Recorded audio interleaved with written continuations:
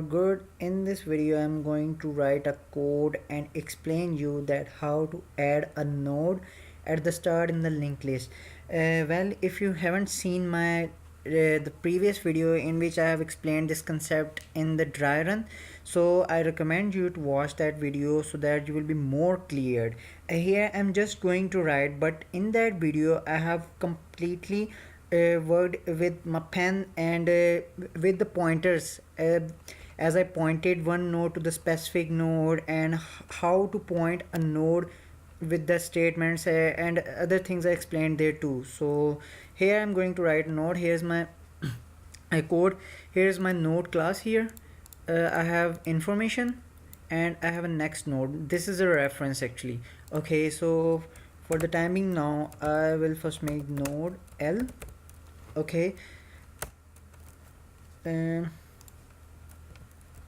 public linked. Now to make the constructor YouTube no L equal to equal null. Why I did so? Node I created a reference here L which will be pointing to the first one. L equal to null means if we haven't any node in the linked list, then obviously this L will be pointing to the null. Okay, now the statement or the issue comes that we have to add a node in the linked list. So I'm going to make a code public void add at front. If firstly I will have to make a new node that will be going to enter that will be going to add at the start in the linked list. So for making new node I will write new node equal to, you can give any name. I gave here new node, so new node this. So for I have just created a general node, I didn't give information to this node. To give information I will have to pass the string one that was given in this or declared, you can say here, and string x comma int y, just an example. So new node dot name that is given in the node equal to, or we can say I wrote it there or provided it, is equal to x, and new node dot registration number is equal to y.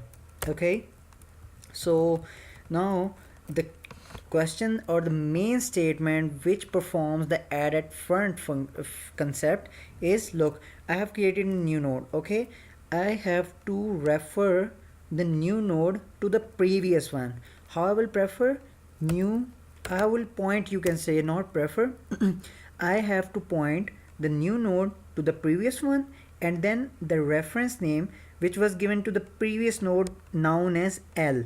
I have to point L to the new node like this, new node dot next, as this is pointing to the L. L was the name of the previous node. As I told you in that previous video that in linked list we always call the first node with L, or you can say L is the name of the first node. Okay, so I have given I pointed new node to the previous one, and now I have the one more important thing is that I have to give this name L to the new node.